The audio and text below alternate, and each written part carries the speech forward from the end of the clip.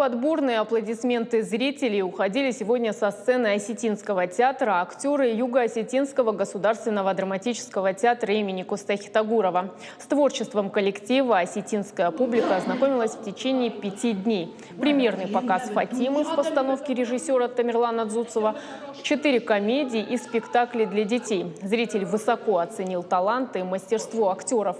У театра богатая история, крепкие дружественные связи с коллегами из Северной Осетии. В апреле следующего года коллектив Осетинского театра посетит Южную Осетию с ответными гастролями. Гастроли прошли, можно сказать, хорошо, на оценку хорошо. Почему? Потому что мы спланировали эти гастроли вместе с руководством Северо-Осетинского театра, с Министерством культуры, которым мне хочется сказать большое спасибо. Особенно министру культуры Кубалову Эльбрусу Таймуразовичу за его поддержку, за содействие, которое он нам оказал.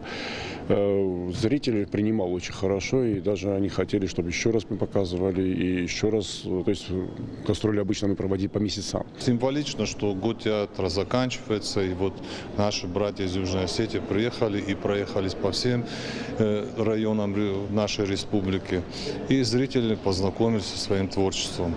Я хочу просто им пожелать дальнейших успехов в этом, потому что мы все знаем, что театр еще на стадии становления, у них тяжелые времена были, обновляется репертуар.